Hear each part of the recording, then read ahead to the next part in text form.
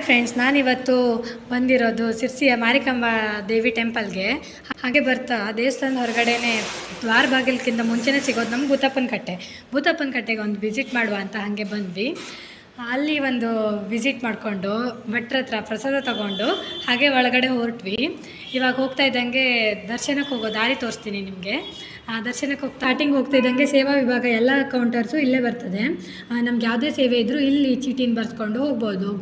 ಉಡಿ ತುಂಬೋದಿದ್ರು ಇಲ್ಲೇ ಚೀಟಿ ಬರ್ಸ್ಕೊಂಡು ಹೋಗಬೇಕು. ಹಾಗೆ ಮುಂದ್ಗಡೆ ಬಂದ್ವಿ.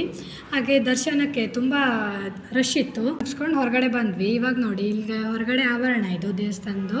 ಆಮೇಲೆ ಇದೆ ಗೋಪುರ, ನಮ್ಮ ಮಾರಿಕಾಂಬಾ ದೇವಿಯ ಗೋಪುರ. ಆಮೇಲೆ ಇದೆಲ್ಲ ಆವರಣ. ಈ ದೇವರದೇ ಪ್ರತಿರೂಪ ಆಗಿರುವಂಥ ಕೋಣ ಸಿಗ್ತದೆ. ಪ್ರಸಾದಕ್ಕಂತ ಹೊರಟ್ವಿ. ಅನ್ನ ಪ್ರಸಾದನ ಅಲ್ಲಿ 12 ಗಂಟೆಯಿಂದ 2 ಗಂಟೆ ತನಕ ನಮಗೆ ಊಟ ನಡೀತಿರ್ತದೆ. ಯಾರು ಈ ದೇವಿ ದರ್ಶನಕ್ಕೆ ಮತ್ತು ಪ್ರಸಾದಕ್ಕೆ ಬಂದಿಲ್ವೋ ಒಂದು ಸಲ ಆದರೂ ಬಂದು ವಿಸಿಟ್ ಮಾಡಿ ಫ್ರೆಂಡ್ಸ್. ನಮ್ಮ ಸಿರ್ಸಿ ಟೆಂಪಲ್ ಬಗ್ಗೆ ಇನ್ನಷ್ಟು ಮಾಹಿತಿ ಬೇಕು ಅಂತ ಅನಿಸಿದ್ರೆ ಕಮೆಂಟ್ ಬಾಕ್ಸಲ್ಲಿ ಕಮೆಂಟ್ ಮಾಡಿ. Okay, bye friends.